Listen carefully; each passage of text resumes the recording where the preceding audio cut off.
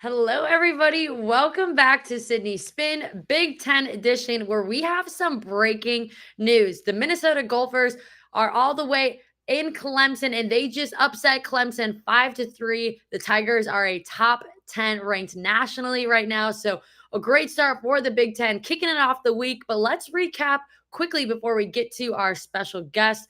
Northwestern, they went 1-2 last weekend with a 1-0 loss against Auburn. They're heading into their bye week.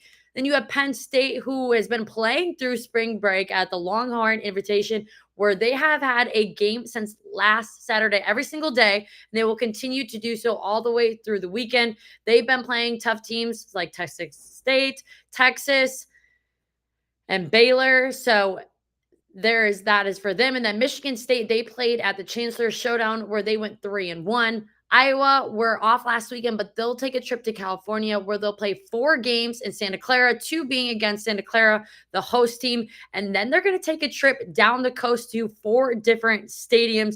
That'll be a great way for them to spend spring break. Nebraska, they had a tough weekend. They dropped all 4 games in their home opener, 2 against Wichita State and 2 against a ranked Missouri. And Wichita State is a team that's been flirting with the rankings back and forth each weekend. Ohio State, they played in the Sun Devil Classic tournament where they went 2-3, dropping a close 10-inning game against ASU. And now they'll head to Tennessee Invitational and then to Nashville and Clarksville. So they'll be able to take on Tennessee. Indiana, they had their Hoosier Classic home opener this past weekend where they swept all 4 games, and they are going to be able to stay home for another weekend in a row, this time being the Indiana Invite. Illinois played in some incredibly tight games, all decided between anywhere from 1 to 3 runs. They lost 2 against top 5 LSU, but picked up a very nice win against McNeese, whose program is consistently making the NCAA tournament. And then Maryland, they headed out west to James Sander Classic, where they walked away with a win against Oregon, and now will have their home opener against Boston College this weekend. The Rutgers competed at the UNC tournament, where they won 3 games, 2 being Power 5 wins against North Carolina and Lafayette. Purdue, they went 2-3 in Huntington, Virginia, and I'll get to watch them this weekend because if you can tell from my background, I am in a hotel. I am at the Florida Gulf Coast Spring Games where Purdue will play, Florida State will play, Western Michigan, and then the host, Florida Gulf Coast. So follow along, and I will have coverage on every single one of those games. Wisconsin, they played in Utah Tech Invitational where they had a 3-game series against ranked Utah and fell short in all 3. Minnesota picked up 4 to 5 wins in Queen City and carrying the momentum, like I just mentioned, with their win against Clemson. And then we have Michigan, who is at the Judy Garman Classic, where they faced a slew of top caliber teams. And after a tough start, they put an exclamation point at the end of their weekend with a run rule victory against Florida, who was around anywhere from 10 to 13 in most polls last week. And tonight is the Maize and Blue ace who came in and slammed the door with the win, junior right-handed pitcher Lauren Derkowski. Thanks for coming on. Yeah, thanks for having me. So take me back to the game last weekend because this is your guys' second time beating Florida this season, but it was quite an exclamation point. I mean, that run rule is huge. You guys made a statement. Yeah, it was a great game. I mean, our bats were alive, and I think everyone was just full of energy, ready to go. And I mean, Erin Hayne, our freshman, she did a phenomenal job on the mound throughout that entire game. And being able to go in and just do my job, it was great. It was a great team win. As a pitcher, that sometimes can be so hard. I feel like just to stay prepared throughout a game and then basically to come in and say, we need outs to finish the game. How did you stay so mentally prepared for that moment? I think just staying involved in the game, even when on the bench, just giving like all my energy and staying present so that when I do go in, I was 100% like ready to go just to do my job, do what I can for the team to help us get that win and secure it. Talk to me about this pitching staff. As you mentioned, Aaron had a great showing before. You lead the way with around 54 innings, but behind you, we have 35 innings and 34 innings. So you guys are definitely spreading the wealth between arms, and you all are pitching fantastically. What is so important about this staff, and how much do you guys feed off of each other? Yeah, I think our staff is really complete. We definitely, complement each other really well, and I think that that's seen in a lot of our games. Yeah. I love everyone on our staff. They're a great group of girls, and I mean, Biggie is phenomenal in the bullpen, just working individually with each of us. And I think a lot of us come to practice and games just ready to hype each other up and just be each other's biggest fans. And I mean, being a pitcher can be tough at times, just as any other position. So just knowing that like I have those girls behind me and I have their back as much as they have my back is just really, really cool. It's a great vibe. I love that, and I'd be so curious about what do your bullpens look like at practice? Like, is it competitive versus each other? Are you guys competing, or are you really there, like, supporting and working through things with one another? I think it can be a little bit of both. We definitely have like the more competitive days where we're kind of battling each other in there for like competitions and games. But we have days where we're kind of just working on our own individual needs and just working through that. Like I said, it can be tough sometimes. So like having someone else in there, one or two other girls, just like supporting you, cheering you on, knowing that like even though you're struggling, they understand. They're kind of talking you through it and helping you like move on, go from pitch to pitch. That's been a big part of our mentality this year in the bullpen is just like letting things go and going like pitch to pitch, not really focusing on the past and just like I said, staying present. What are some of your favorite competitions that you guys do? I know, like, one of my favorite was, like, we did, like, a strikeout hangman type thing. What your guys is all about. I think my favorite, we play tic-tac-toe a lot on the 9 holes, and, like, that is my favorite. It gets so competitive in there, and it's just always a ton of fun. So you're working, like, your drop ball changeup, or you're mixing a little rise? What's your Mix go-to? in a little everything. I mean, you have to the way that we play, you call the pitch before you throw it. So, like, you have to call your spot, and then say, like, what pitch you're gonna throw, and then you have to hit the spot with the pitch. So, it's definitely just a lot of, your strengths, and then also, like, getting out of your comfort zone to hit those pitches that, aren't as comfortable and aren't really what you're used to. I love that you have to name the spot before, because I feel like that's just building confidence to be like, "That's my spot, I'm confident in it, and now I'm gonna go do it." Oh, yeah. It's great. I like I said, one of my favorite games in the bullpen. Do you feel like that then carries over when you're on the mound? It's just that confidence in calling your own spots, knowing you can execute and hit it? Yeah, I mean, just having that confidence in those pitches and, like, making the uncomfortable comfortable is kinda like what that game does for me at least, and I think it would do that for a lot of other pitchers, so definitely, yeah, it definitely helps with the confidence carrying it over. Well, I know, Lauren, I have loved watching you pitch for the last how many years. We grew up in the Bandit organization together, and just to watch where you have really blossomed. I mean, your first season at Michigan, I feel like every time you had an opportunity, you were very successful in it. You were making the most out of it. And then last year was really your breakout year. You started 30 games, picked up 18 wins as a sophomore, which is crazy. Your poise looked like a veteran out there. What did you take from really last season and all the innings you got, experience you had to really work on in the off season and then try to apply it this season? Yeah, I think I definitely learned a lot about myself last season as a pitcher, and as a softball player completely. So just kind of building off of, the success that I had, but also learning from the failure that we had as a team or that I had as a pitcher last season, and just kind of working my strengths and working on my weaknesses every day just to become better and better for this team and for Michigan. What would you say? Because I don't remember a lot of weaknesses. I remember how nasty some of your off speeds were. But what would you say is maybe a part of your game that you've really focused on improving? I feel like I've really focused on executing, more precise spots in the Mm. game. So, like, executing, moving the ball an inch further off every time I throw it, or kinda like the smaller details that, you start to work on in the bullpen and then you carry over into the game. So, yeah, Hey, maybe it was the tic-tac-toe. That's what it's sounding like maybe to it was. me, the precise spot. I look at this season, you have started in 8 games, and I know there's been a few losses that you probably wish you could have back, but your ERA is a sub 2. anytime you are on the mound, you are putting your team in position to win. There's been a lot of 1-0 games, 2-1 games. Kind of talk me through how the season has gone so far. What are you feeling confident in? And what are you just trying to work towards moving forward?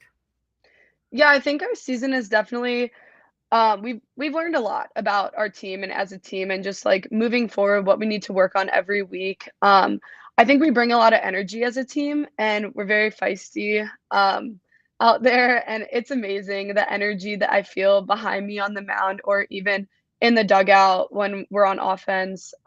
Just being there for each other as a team. I would say, yeah, we have a good amount of freshmen. We have 5 freshmen, and just being able to welcome them in and have them help this team in every single way is amazing. Um, and yeah, I feel like it's been a good season so far, and I'm ready to see, where else it takes us.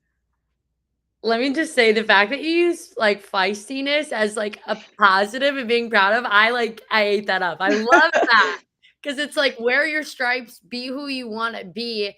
And I guess talk to me a little bit about this identity of your team. Not necessarily, I'm talking like how you guys play, but like what's the team dynamic? What are the conversations going on in the dugout, off the field with one another? Yeah, our team, I we have a really, really fun team. Really funny girls on the team, and we all just love to joke around and so at the end of the day, we're all there to, play softball, but we're there to have fun. And I think just remembering that and going back to, that reason why you started playing and just being so close with every girl on this team. It's like being around your best friends every day. And I'm sure that you can relate to that, going through college. And it's a great vibe. And I think that it carries over into the games. And I think that's one of our really amazing traits that we have as a team. There is nothing better than hitting the road with your best friends every weekend. I'm sure you guys already have a lot of stories and memories this season. Is there one that sticks out that you just loved? Mm, I don't know yet. I feel like we hang out a lot as a team, and I know card games are really big on our team, and so I think just playing a lot of those games, after we get back from playing on the softball field, just coming back and like just keeping that competitive energy. I think that that's something really fun that we do that I just love watching, and I love being a part of it. I love that. And we're going to switch over to a little bit of Big Ten talk because you guys are heading into that part of the season. We actually have a question for you. If you're a junior, so next season, you're going to be a part of the Big Ten conference expansion. Is that something that you've really talked about amongst your teammates and coaches? How are you feeling about that? I know we're still in this season, but just looking at a little bit forward to next year, what are your thoughts?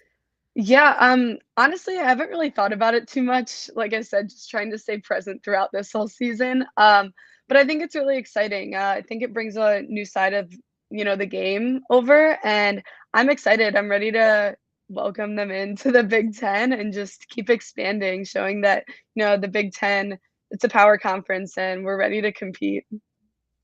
Think ready to compete for sure. And it'll be really interesting for some of these warmer weather schools to have to experience Big Ten cold. I would say Yes. that's going to be different, and it's going to be a shell shock for some when they realize what you're used to playing in Ann Arbor. I can remember very cold games where you're in the batter's box. You're like, man, I want to barrel up a ball, but I know my hands are going to stink. Oh, yeah. So let's stay present. Let's talk about Big Ten play.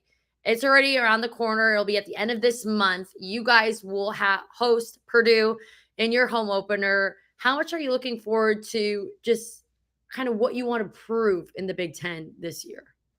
Yeah, I think just going back to, playing Michigan softball, just claiming our identity and rolling with it and just approaching every Big Ten game with, like I said, with that energy, with that feistiness and just that excitement and just being ready to go. I feel like I'm so excited to play at home and to get back on Alumni Field. It's gonna be great. I think it's gonna be a great season.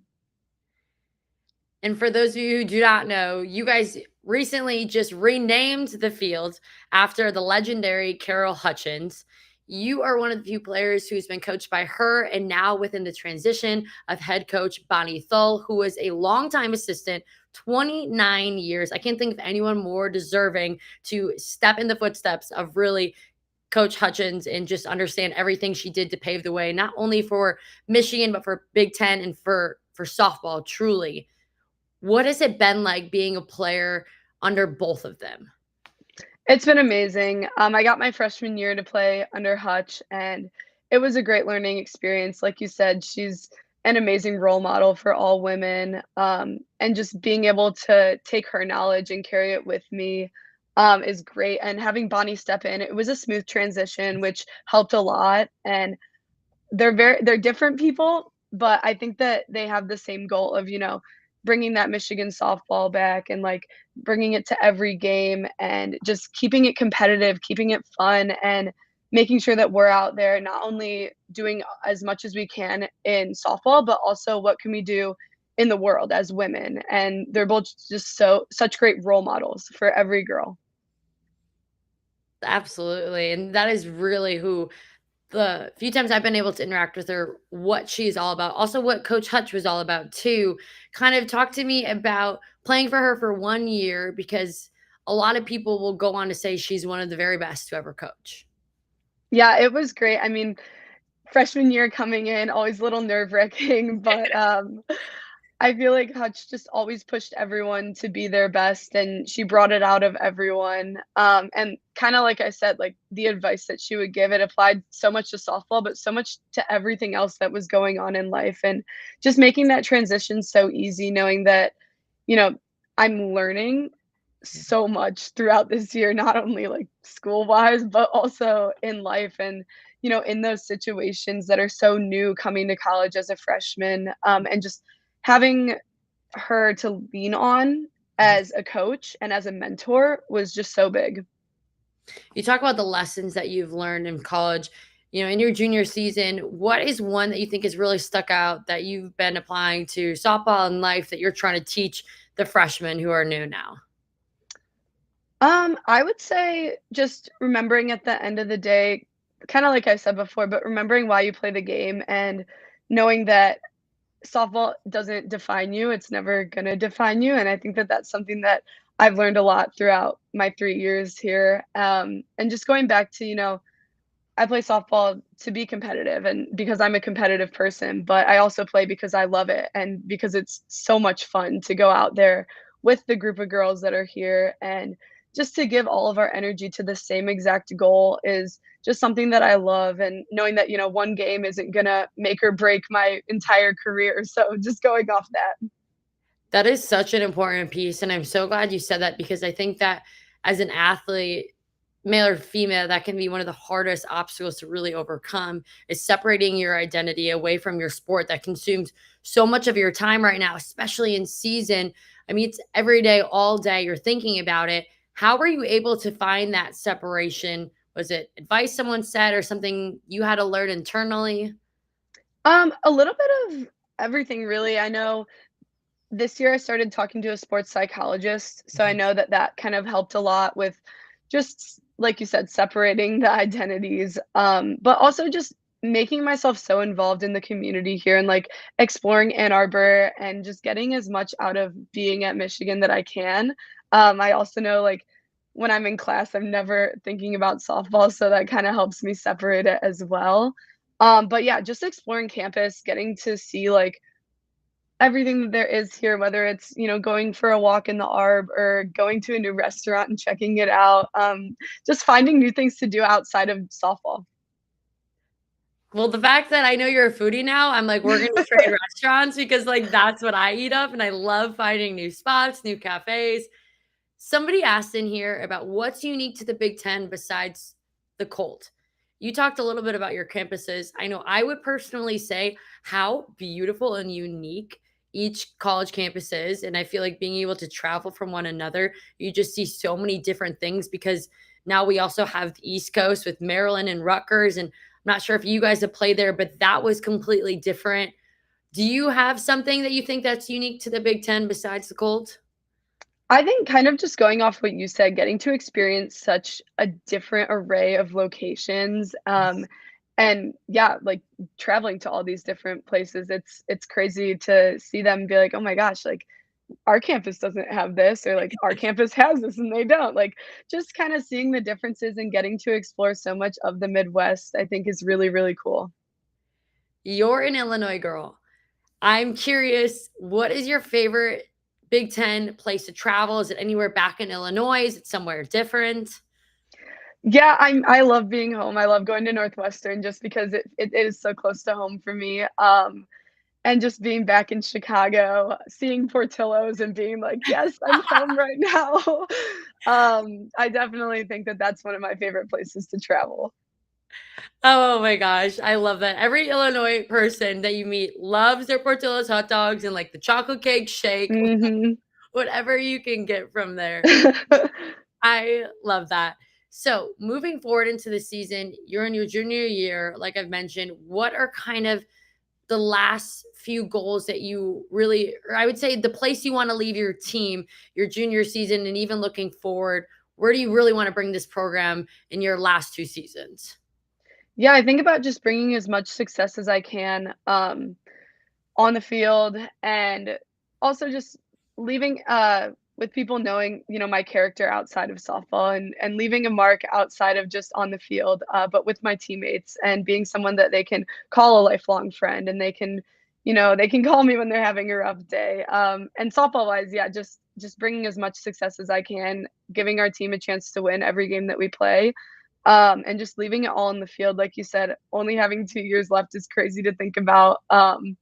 But yeah, when I think about it, it's just playing for Michigan, playing for the university that, I've dreamed of going to since I was 10 years old.